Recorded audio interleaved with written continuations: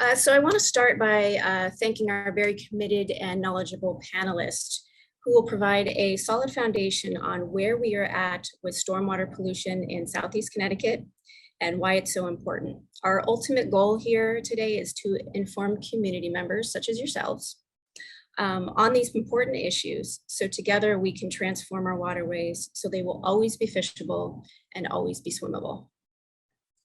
Slide 2.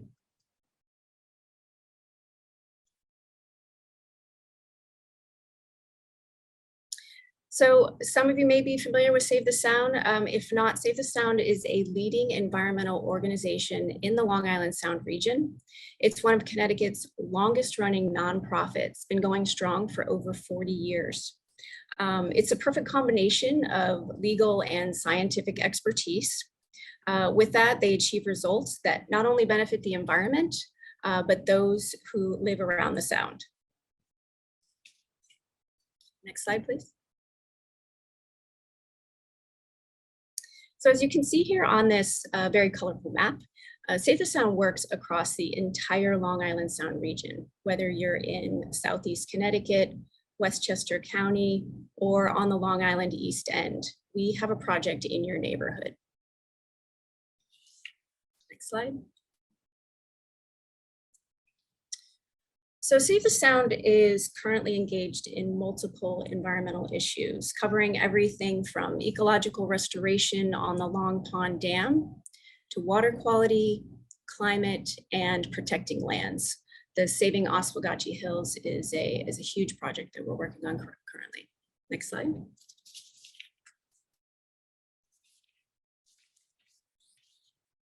So before we jump into our presentation from our panelists, I want to introduce them more formally and give you an idea of what they're going to be discussing. Roger Reynolds, who is our Save the Sound Senior Legal Counsel, will walk us through the EPA's Clean Water Act. We will then move to Bill Lucey, who is Save the Sound's water quality expert and Long Island Soundkeeper. He will discuss Connecticut's vulnerability, current state of conditions, and the impact of stormwater pollution on local fishing and swimming. He's then going to hand it over to Samuel Alexander, who is Southeast Connecticut Council of Governments regional expert and planner, who will speak to local water quality issues, where there are impairments, and flooding potential. And last but certainly not least, David Anderson is Save the Sound's land campaign manager. He will bring a municipal perspective. He's going to discuss resources, solutions, and action items that we can all take immediately. So without further ado, I will hand it over to Roger Reynolds. Great, thanks Brittany, and good afternoon everybody, and thanks for coming. It's a beautiful day, so you must be very interested in stormwater, so thanks for that. Yeah, like Brittany said, I'm Senior Legal Counsel at Save the Sound. I was at the Attorney General's office as an Assistant Attorney General for about 10 years, and I've been here almost 18 years. And I want to start by talking about the Clean Water Act and the tools it provides organizations like Save the Sound and communities to solve water pollution in general and stormwater pollution in particular. So the Clean Water Act has been remarkably effective in cleaning up our waters. Our model uses Captain Bill Lucey, who's going to be talking after me. He's our soundkeeper, to investigate and find the pollution and understand what's going on in Long Island Sound. And then we use the Clean Water Act to go to court and fix it. Clean Water Act is uniquely powerful because it requires all of our waters to be fishable and swimmable, and two, gives groups like ours and any citizen the ability to enforce that requirement if government fails to. And those responsible for pollution that it is making water bodies unfishable and or unswimmable need to be taking steps to correct that, period. So back in the 70s, people as old as me can remember that the Naugatuck River was infamous for changing colors depending on what was being manufactured that day, and Long Island Sound was regularly compared to a sewer or toilet due to sewage treatment plant pollution. While there's still a ways to go on those issues, we've really made real progress as trophy trout fishing and bald eagles have returned to the Naugatuck And we're increasingly seeing more seals, dolphins, and even whales and sharks returning to Long Island Sound, thanks to the fish also returning.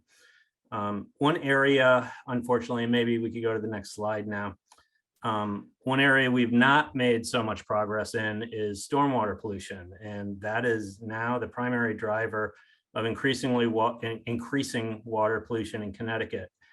As you can see that from this map prepared by Yukon Clear, which is really a remarkable resource, nationally and internationally relevant on stormwater issues. And they're right here at Yukon, Connecticut. But they prepared, this is actually an interactive map that you can go and find online. And it shows all of the water bodies in Connecticut that are unfishable or unswimmable due specifically to stormwater pollution. And as you can see, almost every town, very few towns don't have water bodies that are polluted from stormwater discharge. And this comes, as Bill will explain in more detail, due to increasing development and impervious surfaces. Stormwater doesn't go into the ground as it used to, but collects those pollutants and floods our surface water. And obviously, as climate change leads to increasingly severe storms, we're getting increasingly severe pollution and increasingly severe flooding. And this is the result that you can see. So maybe we could move to the next slide now. There we go. And so this is the fix. Discharges of stormwater have to get Clean Water Act permits. This program has been going for about 20 years now, for the past couple of decades, to address it. And these discharges include industries, construction sites, commercial operations like Walmart, but most relevantly, municipalities, because they have such big stormwater systems that the pollution runs through and comes out of it. They have a lot of responsibility for cleaning this up. So what the stormwater permit requires municipalities to do is, and this is almost all municipalities, it's like 126, something like that. It's not every single one, but they have to first map their system, understand what's going in, what's coming out of it. If you don't know what your system is, you don't know that. And some of these are pretty large. Then they need to find and fix particularly bad illegal discharges. And then there are a number of best practices, much more than I've listed here, but things like addressing pet waste, sweeping streets, doing public education, covering up trash, making sure debris doesn't get in, those types of things. But then the most effective way, I explain that the problem is because of impervious surface. So to reduce the effective amount of impervious surface is the key way to do that. So water is no longer being shunted, polluted water is no longer being shunted into our rivers and streams, but it's going back into our groundwater. So this is just a fairly simple, fun explanation of how the Clean Water Act addresses this. So you have the Clean Water Act, and then you have the permit that municipalities have to comply with. Non-compliance leads to unhappy fish or no fish, and unhappy swimmers or no swimmers. Whereas you can see on the right side, compliance leads not only to fish, but happy fish and happy swimmers. And this is a pretty graphic explanation and illustration of the problem and the potential solution. So imagine a big rainstorm in the city on the left-hand side. You can see that all the water will go over all those roofs and all those cars and all those streets, and it'll flood. That hugely polluted water will flood our rivers and streams instead of going into the ground.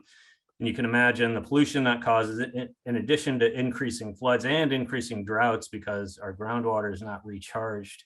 And now look at the potential result on the right, where people use bioswales, green roofs,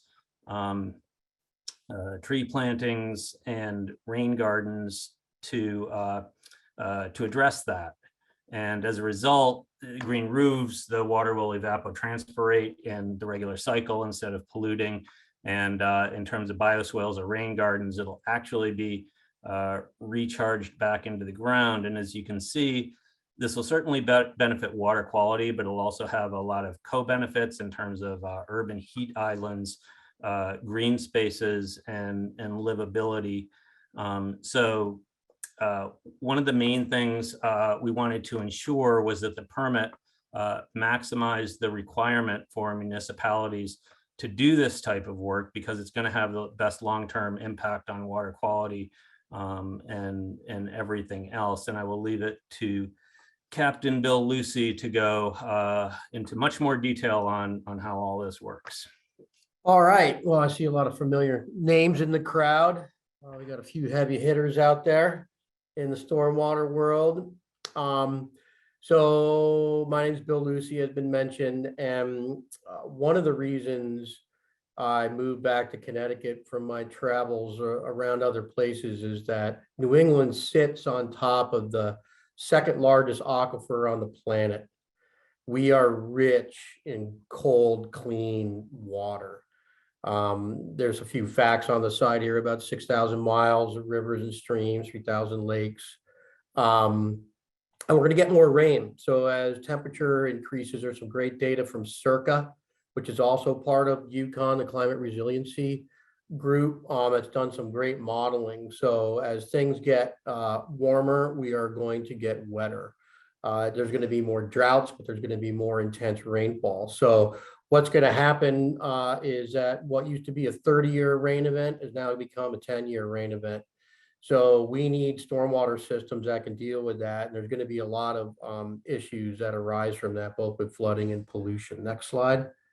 Yeah, so this is what Roger was talking about. The biggest problem we have is housing density, development density, and it continued to go up. So there is a break around 12%, which is reflected in the municipal stormwater permit. Below 12%, you have most of your watershed is still in forested or meadow or wetland. So when that water runs down, even if there is some impervious pavement and parking lots, there's more chances for it to not run off into a stream, but maybe run off into a field and get filtered through the vegetation there and the soils.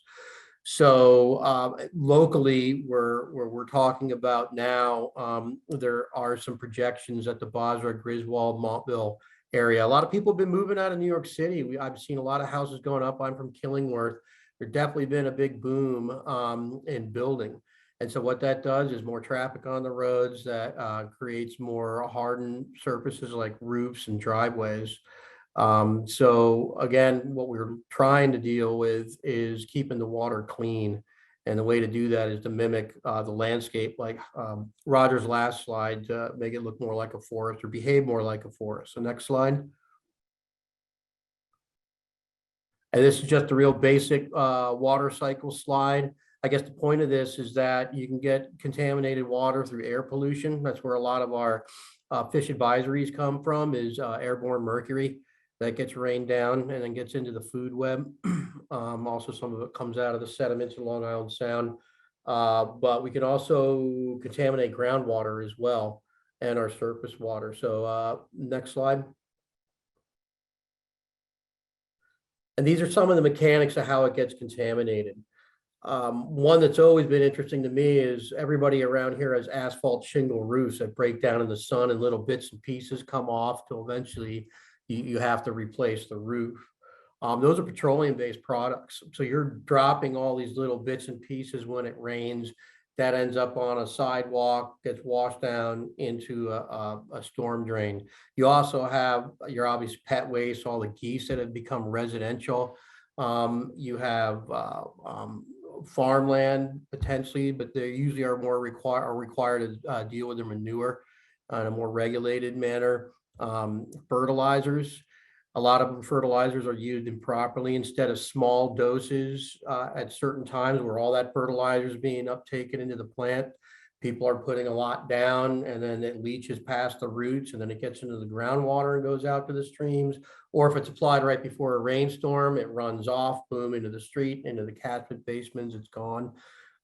Cars are they produce brake dust with all the, I mean, you can still buy asbestos brake pads, from overseas. You can't buy domestically made ones here that do that. So you have all the grinding, drippings, antifreeze, your older cars.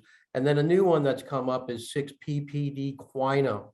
Now, this is a chemical that's put in the tires to create elasticity and longevity. So every time our cars are rolling down the road, we're ablating, it's called, and we're leaving little bits of tire behind. That's why our tires wear out and you got to get new ones. So you can imagine I-95 is getting all this stuff. And in that is this chemical that just a couple of years ago was fingerprinted as being the cause of killing adult returning salmon into the Pacific Northwest, where they're high density, high impervious cover, perfectly healthy fish were going into spawn, whoop, flipping over dead. It was just tire additive. You just think of all the different things that are coming off of the land when it rains, especially in that first inch of water or that first half hour. That's when most of the pollution is getting shunted out into our system. Next one. And these are just some great examples of what it looks like. A lot of people mentioned trash and laundry. There's the oils. The fertilizers end up creating these nutrients. You see these ponds that are just full of goo. The neighbors have to, the owners have to buy bubblers just to keep it down. That's just excessive eutrophication from way too much heat and way too much nutrients. And sediment, something I didn't talk about. If you don't have healthy soils, they got a whole new worm invasion going on that's changing the soil composition out there. You've got compacted soils. You have stuff that's not healthy. And when it's like that, it tends to not be stable and it runs these muddy streams into our rivers and into the sound. And that can cover over trout spawning habitat, get all the sediment into the gravel, smothers eggs, causes all kinds of problems. Next one. So we've already mentioned this, we're going to get more rain. The 303D list is definitely showing, as Roger mentioned, that stormwater is something that we really need to focus. We've been focused so much on sewers and we still need to keep doing that. But this non-point stormwater is all of us. We're all involved in this. Next one. So the separate stormwater sewer systems, these are the permits. Lauren, I see you're on there. So for example, the Bridgeport WPCA, though it's an enterprise fund with the city of Bridgeport, they are also responsible for the city's stormwater system. They also have an issue with combined sewer overflows there, as do 5 other towns in Connecticut. So in the olden days, you didn't have anything. People would throw their chamber pot over the balcony. And then they got ditches and they had open sewers and the rainwater and the sewage would go. And then we started separating that once we had sewage treatment plants to try and keep all the highly enriched sewage going to the plant. The stormwater can go off to the side. So what still happens in some of these older plants, so I'm happy to report Bridgeport is making some incredible progress with funding to redesign their plant to really cut down on this. Is there's too much rainwater, stormwater joining with the sewage, it will overwhelm the plants. And we still spill 750 million to 1 billion gallons of sewage and stormwater mixtures in the state of Connecticut today. There used to be 18 towns that had CSOs. We're down to 6. We spent about $2 billion. The state of Connecticut's really been laser focused on this. So we're heading in the right direction. Next one. And then fishing. So I bring this up because I used to be a commercial fisherman once upon a time. And I get really irritated when I have health advisories on fish I catch with my son, and I'm not really sure I can feed him that clam or I can take that fish home and fry it up for him. So these different colors are different regulations. Because we have all the stormwater issues here in the state, we have to have this complicated management schemata. So some of these red areas are incredible at producing oysters. They're just full of bacteria and you can't bring them to market because they're going to make people sick, and then people stop buying oysters and the whole industry crashes. Yes, there's also septics in this system as well. It's a good point. We also have, but what they can do is they can get those, like in the Housatonic, that's a closed area, but they can get those oysters bring them out into the green zone and depurate them, which means you can let them filter out all the bacteria and diseases and get them clean and ready for market. Imagine if we had the stormwater solution solved, everybody was responsible, the water was clean, you could eat clams, you could catch oysters anywhere without feeling sick. That's the ultimate goal. That's why us, along with Nemo and Clear and Connecticut Deep, are doing this big outreach program. So next slide is Sound Health Explorer. And this just gives, takes the weekly samples that are required under the Federal Beach Act for public accessible beaches. The Eastern Connecticut here is pretty good because it flushes, but if you go to the last slide I have, you can see that sometimes you can find out maybe what's causing some of the lower grades. So this is Green Harbor Beach, and only 18% of the samples that were dry weather, that would indicate like an illegal sewage hookup or a broken sewage link. So whether it's raining or not, there's contamination getting into the water, or after a rain, it's picking up those septic systems or picking up goose poop or dog poop or broken septics, overwhelming them and putting them into the beach, where the health department picks that up and has to put a sign up that says beach closed. So in this one, you can see the wet weather fails are much more frequent than the dry. So this would indicate a stormwater problem. And now that we're local, I'd like to hand it over to Sam from the COG and get a little more local perspective on this. Great, thanks, Bill. As Bill just mentioned, my name's Sam Alexander. I work for Southeastern Connecticut Council of Governments. My background is really more in land use, but I'm more and more dealing with kind of resilience and natural hazard issues, and then lately also stormwater. These are pretty big topics that, you know, every planner now has to kind of be a little bit of a small expert in a variety of fields like this, just as the climate's changing and everything. So I'm gonna get into our regional land use patterns and how those affect stormwater quality. First, I need to piggyback on Bill's last slide, and I'll contrast Greens Harbor Beach. He got a little bit into the background there. It's a 350-foot small family beach in New London, and it's kind of the only bit of heat escape that some of the residents in New London get, and it's closed actually quite often due to stormwater quality impacts. It's located kind of right at the area of an outfall that captures water from a pretty wide area upslope of that. New London's pretty steep sloping coming down in this area from Montauk and Ocean Avenues. So if you know where Lawrence Memorial Hospital is, all that area, all that stormwater eventually flows down to Greens Harbor Beach. And I'll add too that Greens Harbor was actually closed last week temporarily, but luckily it was able to open a couple of days later.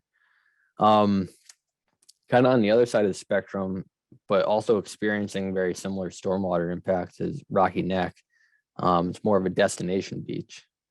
We get a lot of people from out of the region, out of state, coming to Rocky Neck. It'll reach capacity on most weekend days in the summer, but you know, we see that beach closing down quite a bit due to stormwater quality issues. And you know, the issue here is not only that for the local residents of New London, that you know that they rely on Greens Harbor Beach, but these kind of like destination places like Rocky Neck, where you know the communities don't get to capitalize on all the tourism that comes in because of it. So I want to get into stormwater quality in general, you know, going back out to a regional outlook here. This is from Roger's slides. You've seen this map already today. This shows embayments and estuaries and lakes and ponds and rivers and streams that are all exceeding levels for certain bacteria and contaminants that are set by the EPA. What we're seeing really in our region is fecal coliform being the main driver, and also enterococcus. And I don't have control over the cursor, but I'll just go quickly. Actually, next slide, please. I can do that on the next slide. You'll see how these impaired water bodies are concentrated. You have the Thames River and its tributaries. You have essentially every little embayment and cove and estuary that feeds into Long Island Sound, Fisher's Island Sound. And then you have a number of minor rivers where there might be agriculture and that might be concentrated residential development. So, the way Southeastern Connecticut grew up was kind of along the Thames River.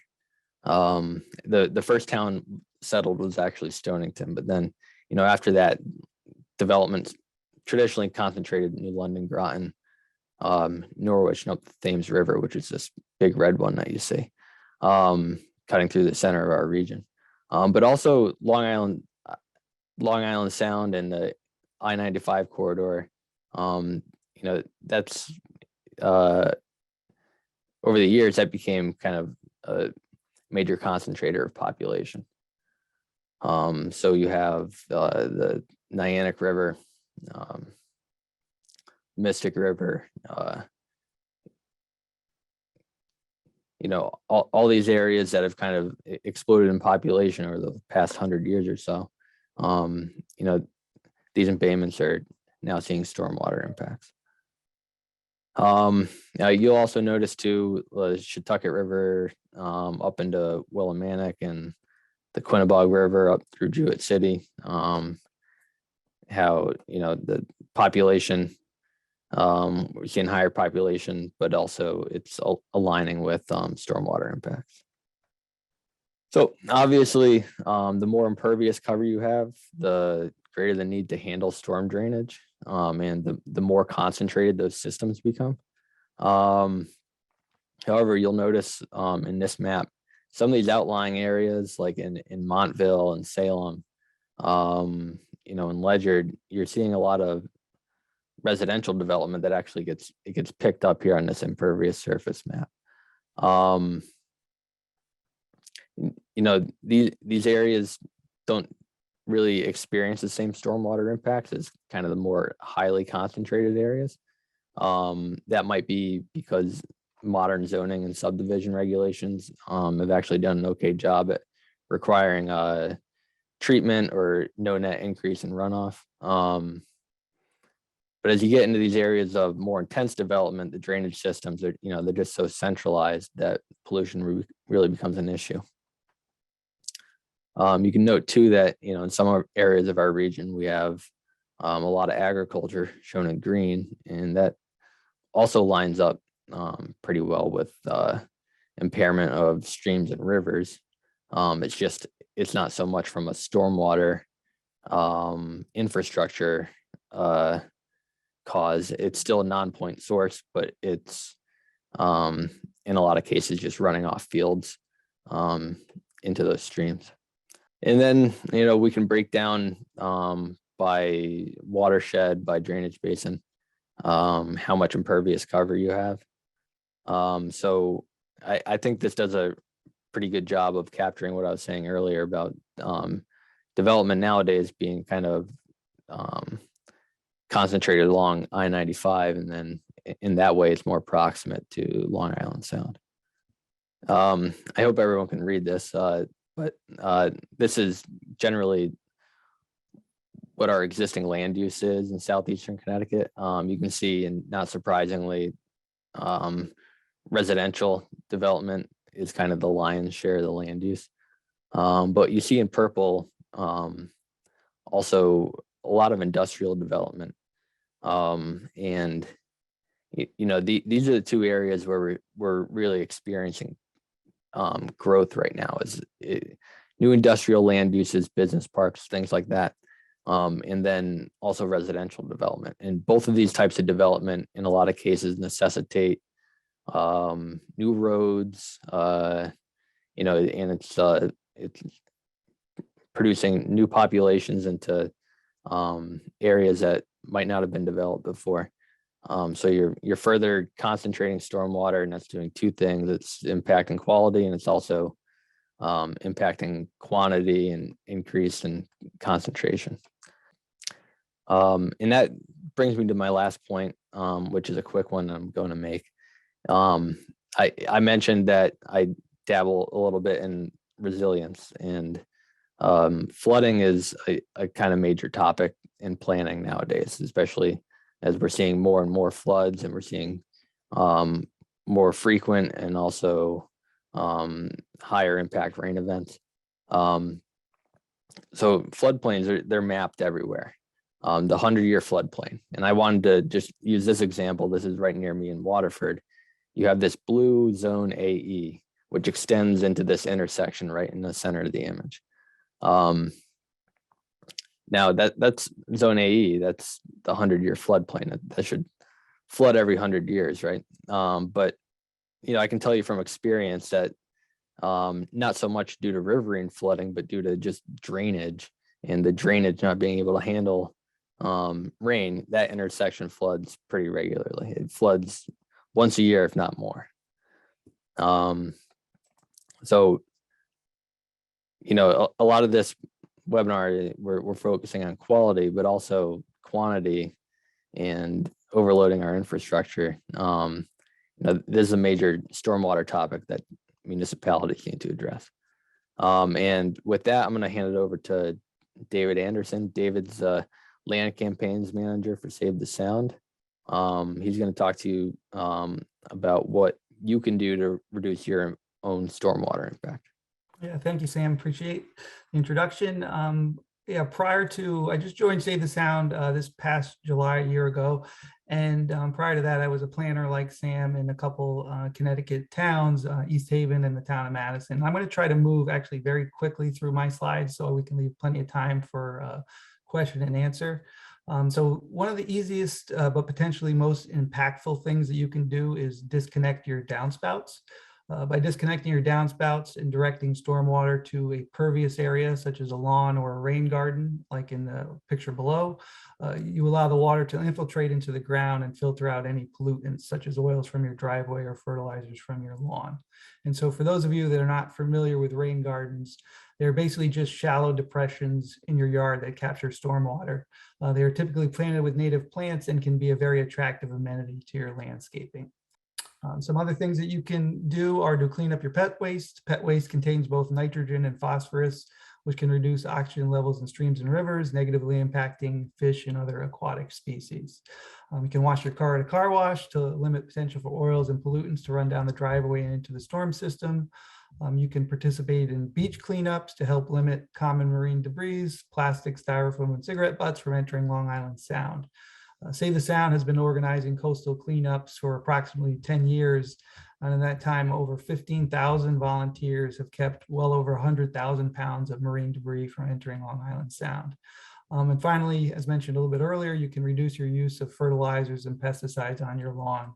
The excess nutrients from fertilizers and contaminants from pesticides are a major source of stormwater pollution. So on a community scale, Save the Sound's ecological restoration team has implemented a number of projects in the region that have helped combat stormwater pollution. In Groton, we conducted a series of culvert assessments. So culverts help move water under a roadway in areas where streets and streams intersect. If the culverts are appropriately sized, they provide an uninterrupted stream flow to provide safe passage for fish and other aquatic species. And they also ensure that the volume of stormwater experienced during significant rain events are able to pass under the roadway. Undersized or poorly maintained culverts not only negatively impact the aquatic environment, but also contribute towards flooding and damage to municipal infrastructure. In Mystic, we removed a 150-year-old Hyde Pond Dam to restore the natural flow and access to Whitford Brook. The dam removal also restored the floodplain, allowing for a larger volume of flood storage away from vulnerable areas. The Long Pond Dam Fishway project in Ledyard is an example of a solution that helps mimic natural systems when full restoration of the natural system is not feasible. So this was accomplished through installation of a fishway through Long Pond Dam that will assist alewife and other migratory fish in bypassing the dam. And finally, in New London, we've conducted coastal cleanups at Ocean Beach State Park. So on a statewide level, the Connecticut General Assembly took action in the 2021 legislative session to pass Public Act 21-115, which allowed municipalities in the state to establish stormwater authorities, which are also known as stormwater utilities. Prior to this, only New London was authorized to do this as part of a pilot project. So stormwater authorities are relatively common throughout the United States, but have been somewhat slowly adopted in New England. Essentially, they're similar to other types of utilities, such as sewer utilities and drinking water utilities. In this case, the primary purpose is maintenance of the municipal storm drain system and control and abatement of stormwater pollution from existing land uses. And so to do this, the authority levies a fee on property owners within the municipality. They are often labeled as fair and equitable source of funding because the fee is based not on property taxes, but on impervious cover. So it allows properties, even tax exempt properties, to contribute to the stormwater fund. Another benefit to having a dedicated fee is that it allows these necessary projects are not competing against competing for general fund revenue with other projects such as school improvements or recreational facilities, which might be even more widely supported by the community. And so some examples of things that can be funded through a stormwater authority include rehab of stormwater infrastructure, street sweeping, catch basin cleaning, green stormwater infrastructure, and public education and outreach. And so Save the Sound is encouraging municipalities to take advantage of this opportunity. In other parts of the country where stormwater authorities are more common, adoption of one typically leads to an increase in the number of best management practices a municipality is able to undertake on a reduction in stormwater pollution. And I'd like to give Sam just a moment to talk a little bit about what the Southeastern Connecticut Council of Government is doing in relation to stormwater authorities. Yeah, thanks, David. Our board, it's made up of the chief elected officials of 22 municipalities in Southeastern Connecticut. And one of their legislative priorities last year was passage of the Public Act 21-115, which enabled any town to create a municipal stormwater authority. As David mentioned, New London is the only one. It's the only municipality in Connecticut that currently has one. But now towns are to the point where they're if they are at all interested in this, they got to first examine feasibility of it.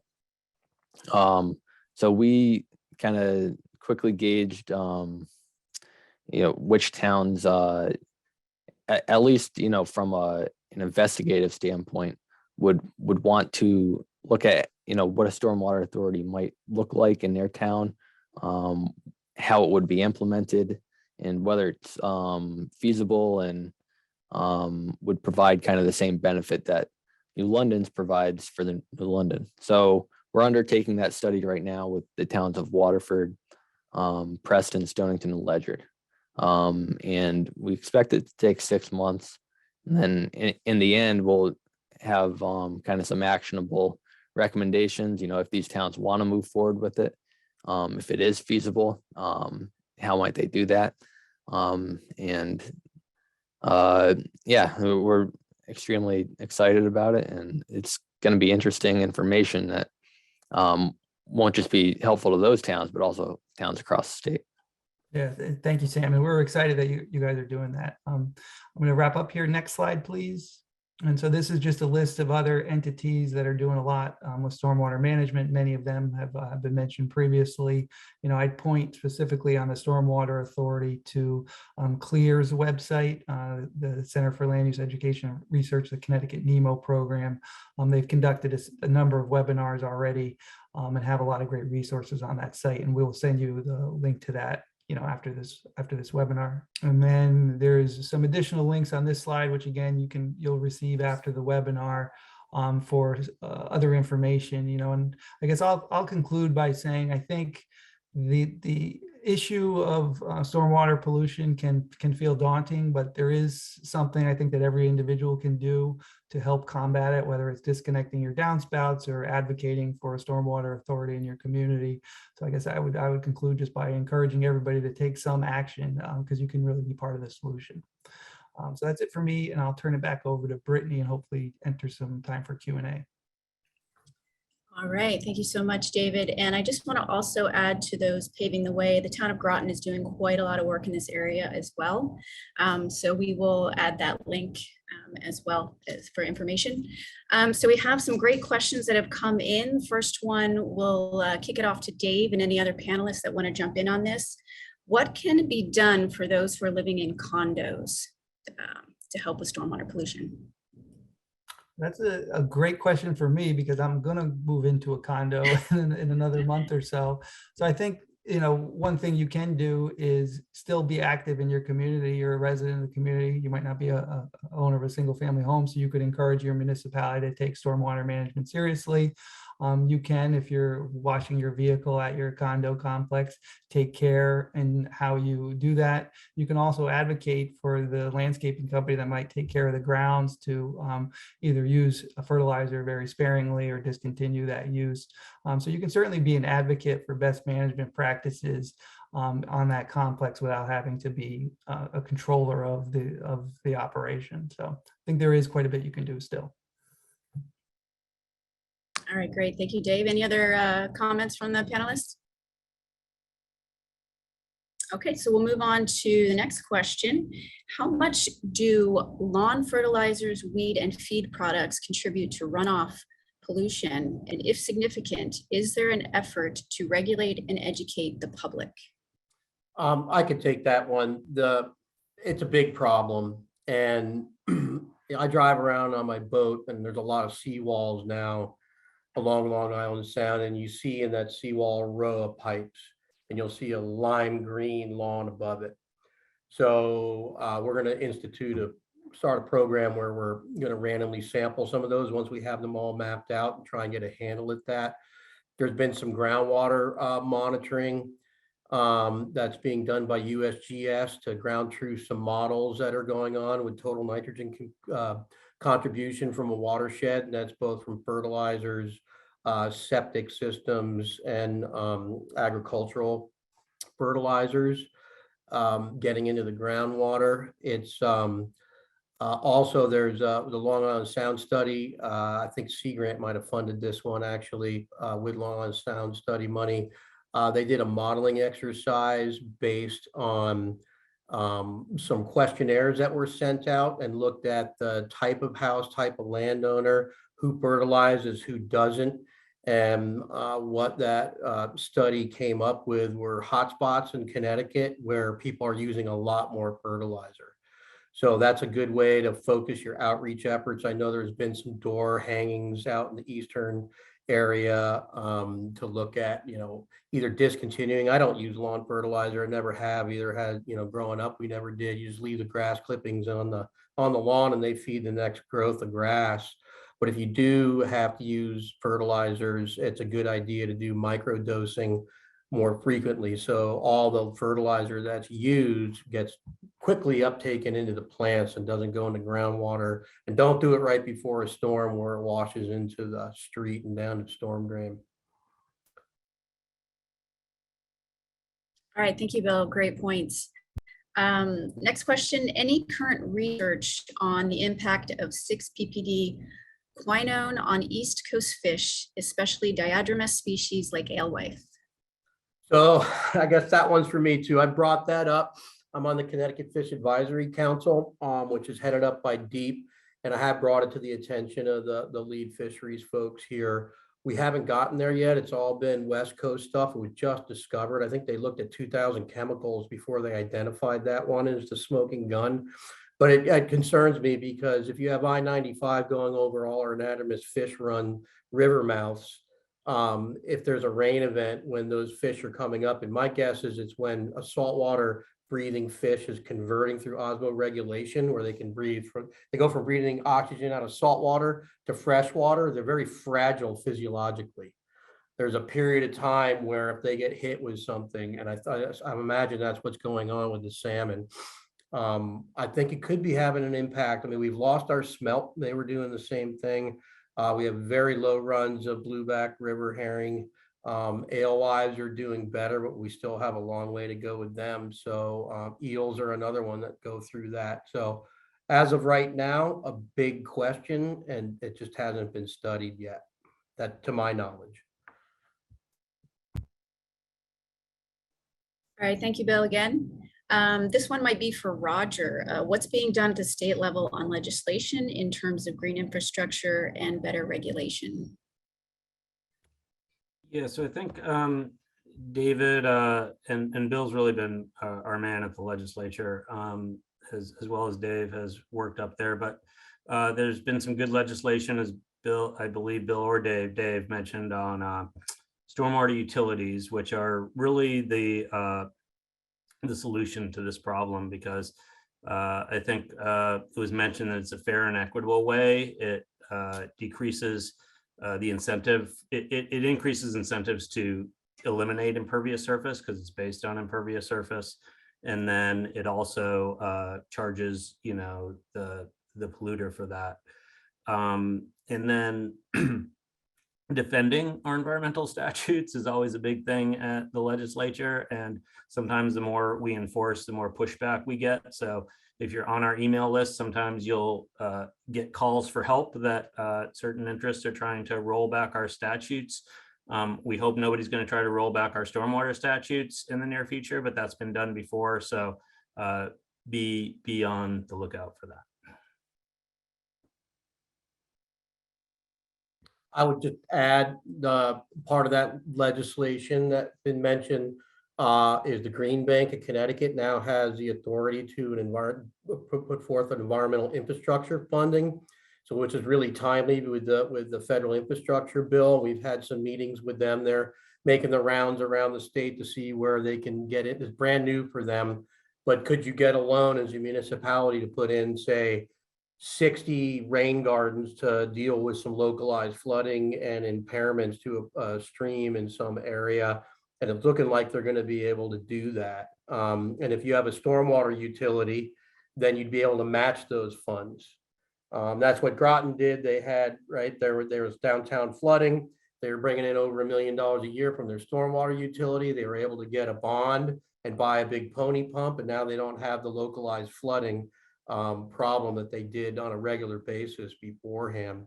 The other thing is there's a big resiliency pot of money that's gone into that was authorized last year in the biennial budget, microgrids and resiliency, and it's also available for nonprofits as well as municipalities to apply for. That can be brought to bear on storm management issues. So there's money out there, but I think it really goes to the point of utilizing your NEMA resources as a municipality and setting up stormwater utilities so you have that steady revenue matching funds. And I think there'll be ample resources available to manage. All right, thank you for the follow-up, Bill. We have one last question, and then we'll do one last poll and do a wrap up for time purposes. Last question, is there any indication of whether the next iteration of MS4 permit will help towns with the prioritization of tasks? As a municipal worker bee, I find that this piece is the most difficult. Yeah, I could probably take that. That's a great point. We've advocated, and Clear does have a checklist of things that municipalities can do and need to do.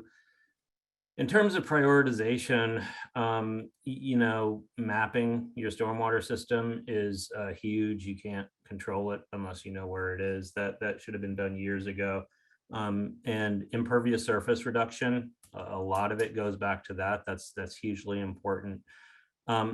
Whether and to what extent the permit is going to help with prioritizing that, I'm not sure, but we've been advocating for a long time, and Claire has worked with us to create checklists and make it as user-friendly as possible. And please, please, Clear is actually hired by the state to help municipalities with exactly this. They have really great resources. We feel like they're underutilized. Probably the Southeast utilizes them more than other regions, which is why you've made some good progress here. But utilize that resource. They are so good, and they will certainly help you with questions like that.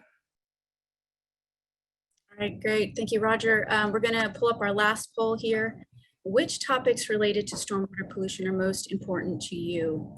Green infrastructure implementation at home, municipal stormwater permitting and compliance, stormwater authorities, monitoring, how to get more involved and create partnerships.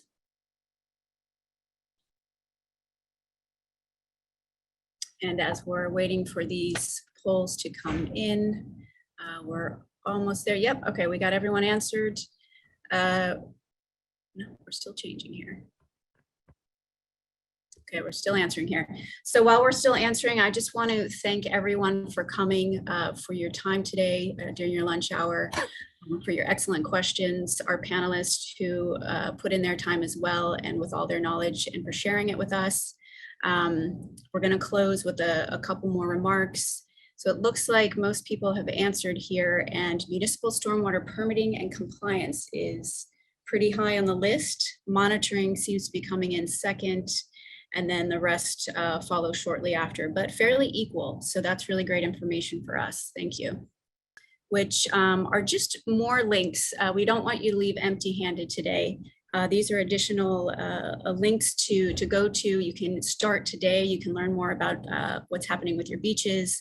You can become an activist. You can get involved in more workshops, stay engaged, and take action. This can all be done today with very little effort. We're going to supply this information to you and additionally follow up with some fact sheets for you as well. And just a reminder, Save the Sound is a nonprofit organization. If you would like to become a member, you can click the link, or you can go to savethesound.org. This concludes our webinar. Thank you again to everyone. We look forward to hearing from you after the workshop, and we'll send this information shortly. Hope you all have a great afternoon.